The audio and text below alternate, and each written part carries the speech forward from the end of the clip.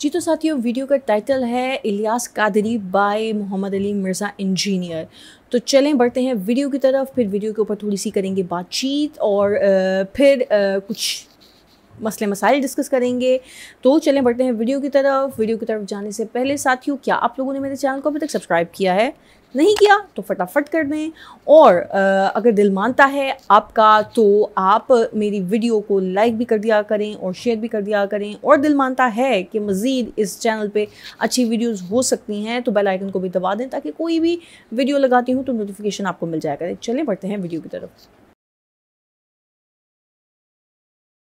लतीफ़ा अर्ज किया है, हज़रत सैयदना अम्र बज़्ज़ाज़ रहमतुल्लाह तआला अलैह फरमाते हैं, एक बार जुमुअतुल मुबारक के रोज में हुजूर गौसे आज़म अलैहि रहमतुल्लाह अलैहि के साथ जामे मस्जिद की तरफ जा रहा था। मेरे दिल में ख्याल आया कि हैरत है, जब भी मैं मुर्शिद के साथ जुमुआ को मस्जिद की तरफ आता हूँ तो सलाम व मुसाफहा करने वालों की भीड़ भाड़ के सबब गुजरना मुश्किल हो जाता है, मगर आज कोई नजर तक उठा कर नहीं देखता। मेरे दिल में इस ख्याल का आना था कि हुजूर गौसे आज़म अलैहि रहमतुल्लाह अलैहि मेरी तरफ देखकर मुस्कुराए और बस। फिर क्या था, लोग लपक लपक कर मुसाफहा करने के लिए आने लगे। कहानी दस्तबोसियां शुरू हो गई, यहाँ तक के मेरे और मेरे पीरो मुर्शिद के दरमियान एक हुजूम हाइल हो गया। मेरे दिल में आया कि इससे तो वही हालत बेहतर थी कि मैं तन्हा था तो कुर्ब के मजे थे। दिल में ये ख्याल आते ही आप रहमतुल्लाह तआला अलैहि ने मुझसे फरमाया, ऐ उमर, तुम ही तो हुजूम के तलबगार थे। तुम जानते नहीं कि लोगों के दिल मेरी मुट्ठी में हैं। अगर चाहूं तो अपनी तरफ माइल कर लूं और चाहूं तो दूर कर दूं। आपको पता है ये बड़ी मशहूर हदीस है बुखारी और मुस्लिम दोनों में, सैयदुना उसामा इब्न ज़ैद से मुतालिक। एक जंग के दौरान काफिर से मुठभेड़ के दौरान जब वो काफिर उनकी तलवार के नीचे आया तो उसने कलमा पढ़ दिया, लेकिन उन्होंने फिर भी उसे कत्ल कर दिया। बाद में कलक था, नबी इस्लाम की खिदमत में हाजिर हुए कि या रसूलल्लाह, इस तरह लड़ाई हुई, वो मेरी तलवार के नीचे आया, कलमा पढ़ दिया, फिर भी मैंने उसे कत्ल कर दिया। तो नबी इस्लाम फरमाया, तूने उसे क्यों कत्ल किया? कि या रसूलल्लाह, उसने ऊपर ऊपर से कलमा पढ़ा था, डर की वजह से, अंदरों वो काफिर थी। हो सकता है बात ठीक भी हो, हम भी यही जजमेंट करते, लेकिन नबी इस्लाम ने फरमाया, क्या तूने उसका दिल चीर लिया था? तो साहबा ने तो नहीं कहा या रसूलल्लाह कि औलिया अल्लाह दिल का हाल जान लेते हैं, तो हम तो औलिया के इमाम है। जी मैंने दिल चीर लिया था। और जो कह रहा था उसको भी पता था मैं क्या कह रहा हूं, कि कोई नहीं दिल चीर सकता, सिर्फ नबी को वही की ताईद हासिल होती है। फिर आपने फरमाया, उसामा तू क्या करेगा जब क़यामत वाले दिन वो कलेमा पढ़ता हुआ अल्लाह के हुजूर तेरे खिलाफ मुकदमा कायम करेगा? उसामा तू क्या करेगा, उसामा तू क्या करेगा, उसामा तू क्या करेगा? नबी इस्लाम ये अल्फाज रिपीट करते रहे। सैयदना उसामा कहते हैं, मेरी ख्वाहिश हुई काश आज से पहले मैं काफिर होता और आज कलमा पढ़ के मुसलमान हुआ होता, कम से कम मेरा ये गुनाह तो धुल जाता। ओए होए, उसामा इब्न ज़ैद आम बंदा नहीं। सही बुखारी में हदीस है कि नबी इस्लाम जानों पे एक तरफ हसन इब्न अली को बिठाते थे तो दूसरे तरफ उसामा इब्न ज़ैद को, हुजूर के बच्चों की मानित, पोता हुजूर का सल्लल्लाहु अलैहि वसल्लम। बड़े बड़े सहाबा गुस्से की हालत में नबी इस्लाम को अप्रोच नहीं करते थे तो उसामा इब्न ज़ैद से सिफारिश करवाते थे। वो जो बुखारी मुस्लिम में हदीस है, जब फातिमा नामी औरत की चोरी का मुकदमा आया और नबी इस्लाम को सिफारिश की गई, वो भी उसामा के जरिए की गई थी, लेकिन हुजूर ने उधर भी लिहाज नहीं किया। आपने फरमाया, तुम लोग मुझे सिफारिशें करवाते हो, अल्लाह की कसम तुमसे अगले लोग इसलिए तबाह बर्बाद हुए, उनके अशराफिया के लिए अलग कानून होते थे और आम लोगों के लिए अलग। अल्लाह की कसम अगर मेरी बेटी फातिमा भी चोरी करती मैं उसके भी हाथ कटवा देता, मुझे अप्रोच करते हो तुम। ये है उसामा इब्न ज़ैद। और अब जरा मुझे बताएं, जो कहते हैं जी बुजुर्ग दिलों के हाल जान लेते हैं, कहते हैं, तुम जानते नहीं कि लोगों के दिल मेरी मुट्ठी में हैं। अगर चाहूं तो अपनी तरफ माइल कर लूं और चाहूं तो दूर कर दूं।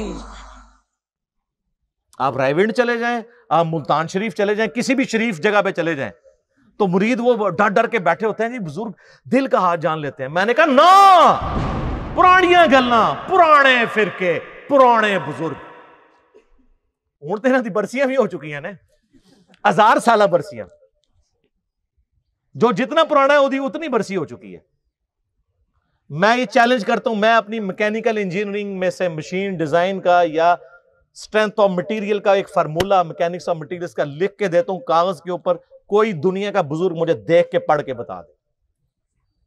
हां, अगर वक्त का पैगंबर हो वो पढ़ के बता सकता है, क्योंकि उससे वही की ताईद हासिल होगी। नबी अलैहिस्सलाम को कई मौके के ऊपर आपको पता है काफिरों ने सवाल किए हैं, नबी अलैहिस्सलाम को नहीं पता था, अल्लाह ने सूरतें नाजिल करके जवाब सिखा दिए। किस्सा मूसा और खिजर सिखाया, हजरत यूसुफ अलैहिस्सलाम की बायोग्राफी सिखाई, जुल्करनैन बादशाह से मुतल्लिक सिखाया सूरतुल काफ में। वो एक देवबंदी मौलाना बैठा हुआ है कोई मजहूल किस्म का, और वो अपने आप को कहता है मैं मुफ्ती आजम अमेरिका हूं। उसने मेरे जवाब में रिकॉर्ड कराया, उसने देखो कितना गुस्ताख हुआ है। वो कहता है ये तो अल्लाह के नबी के सामने भी रखो तो वो भी फार्मूला नहीं पढ़ सकते। अब आप ये कहें कि इमाम आजम आ जाए तो ये इंजीनियरिंग का फार्मूला नहीं पढ़ सकता जब तक मैं ना पढ़ाऊं, ये इंस्ट्रूमेंट नहीं इस्तेमाल कर सकते, डिवाइसेस जब तक मैं ना बताऊं। तो फिर आपका आइंस्टाइन भी आ जाए, न्यूटन भी आ जाए, आपके सारे साइंटिस्ट भी आ जाएं, तो फिर वो कुरान की आयत तो नबी के हदीस तिलावत नहीं कर सकते है? बल्कि इससे बढ़ के मैं कहूं उनकी बेअदबी को, उस नामनियाद इंजीनियर स्कॉलर की बेअदबी पर मैं कहूं कि नबी भी आ जाएं तो नबी भी आपका फार्मूला नहीं पढ़ सकेंगे। तो खुदा न खास्ता आप नबी की ऑथेंटिसिटी को चैलेंज कर रहे हैं। आप जिस इंजीनियर फार्मूले की बात कर रहे हैं, नबी के सामने लिख के बताएं, नबी पढ़ लेगा? लानत है तेरे ऐसे कीदे के ऊपर, कलमा पढ़ के मुसलमान हो, बेशर्म इंसान। ये मैं अपनी जात की खातिर नहीं कह रहा, ये तो हजरत उमर होते तो पहले तो इसकी वो करते ना, फिर अगली बात उससे करते। नबी अलैहिस्सलाम को तू अपने बाबे बचाने के लिए यूज कर रहा है। वो इमाम हनीफा रहमहुल्लाह का वो गुनाह धुलने वाले वाक़े को डिफेंड करते हुए ये कह रहा था, नबी अलैहिस्सलाम के पीछे अल्लाह है। सूरह अल इमरान की आयत नंबर 179 है कि अल्लाह की यह शान ही नहीं है कि किसी गैर नबी को गैब पर मुत्तला करे, वो अपने पैगंबरों को गैब के ऊपर इत्तला देता है, और तुम्हारा काम है अल्लाह और उसके पैगंबरों पर ईमान लाओ, बस इस हद को क्रॉस मत करो। तो नबी अलैहिस्सलाम को अगर यह चैलेंज दिया जाए वक्त के पैगंबर को, वो पढ़ के सुना भी देगा, उसको अल्लाह आने वाहिद में सब कुछ सिखा देगा। बाबों को इसलिए मैं चैलेंज कर रहा हूं कि तुम्हारा तो कहना है कि हमारा अल्लाह से ताल्लुक है, अल्लाह को तो आती है ना इंजीनियरिंग, पढ़ के बताओ। तुम कहते हो हम दिलों के हाल जानते हैं, हमें कशफुल कुबूर होता है, वो भी कहानियां। सही मुस्लिम में हदीस है, बुखारी में भी उसका कुछ हिस्सा है। एक मिदअम नामी गुलाम था नबी अलैहिस्सलाम का, खैबर के मौके पर नामालूम तीर लगा, वो शहीद हो गया। साहबा ने कहा सीधा जन्नती है। आप मैं तुम जन्नती कह रहे हो, इसने तो माले गनीमत की एक चादर चुराई थी जो आग की पहना दी गई है इसके ऊपर, मैं देख रहा हूं। तो साहबा करम फौरन घरों को लौटे। अगर किसी ने कोई रस्सी का एक टुकड़ा भी ये समझ के उठाया था ना, इसकी तो खैर है, वो भी लाके माले गनीमत में जमा करवाया कि ये सर वो लोग समीअना व अताअना थे, सुनने वाले और मानने वाले। तो साहबा करम को तो सामने मैयत के ऊपर आग की जो चादर नजर नहीं आई है। बुखारी मुस्लिम में हदीस है, नबी अलैहिस्सलाम गुजर रहे थे, आप रुक गए, आपका खच्चर बिदक गया, क्योंकि आप अलैहिस्सलाम उस पर बैठे हुए थे, उसकी बरकत से अल्लाह ने उसको भी दिखा दिया। वैसे ही बुखारी मुस्लिम में हदीस है कि एक मनाजिर जो है वो जिन्नों इंस के अलावा सारी मखलूकात देखती हैं। आप फरमाएं 2 कब्र वालों को अजाब हो रहा है, एक पेशाब के छींटों से नहीं बचता था, दूसरा चुगली खाता था। फिर आपने एक टहनी तोड़ के उसके 2 हिस्से करके लगाया, फरमाया जब तक ये हरी रहेंगी इनके अजाब में तखफीफ होती रहेगी, नबी अलैहिस्सलाम की मुबारक हाथों की बरकत से। तो सहाबा किराम को तो अज़ाब कब्र नजर नहीं आया। कहानियां दिल का हाल जान लेते हैं। सर अब जमाना बदल चुका है, अब हर तरफ सदा है क्या कि ना मैं वाबी ना मैं बाबी, मैं हूं मुस्लिम, इल्मी किताबी। ये इल्मी किताबी बात है जी। तो प्यारे साथियों, आप लोगों ने वीडियो देखी, अब यहाँ पे क्या कहा जाए और कितना कहा जाए और कब तक कहा जाए। मुझे अफसोस होता है ऐसी सोच पे कि ये लोग सुधरने का नाम ही नहीं लेते। क्यों करते हैं इस तरह की चीज़ें, मुझे समझ में नहीं आता। बहरहाल जो उनके अकीदतमंद, जो उनके चाहने वाले हैं, जो उनको पसंद करते हैं, वो तो ऑब्वियसली ये कहेंगे कि वो सही हैं। कहीं ना कहीं हर इंसान गलत भी होता है और कहीं ना कहीं हर इंसान सही भी होता है। ना तो कोई मुकम्मल गलत होता है और ना ही कोई मुकम्मल सही होता है।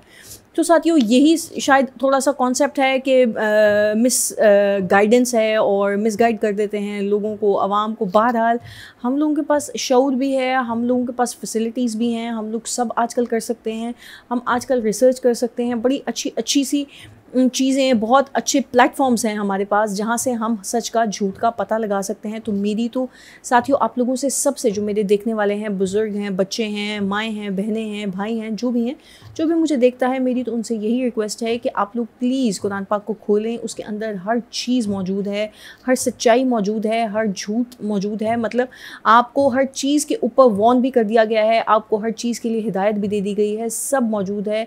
अल्लाह पाक के करीब हो जाएँ तो आप लोगों को ऐसे तफरका फैलाने वाले या बातें बनाने वाले लोगों के करीब होने की ज़रूरत नहीं पड़ेगी।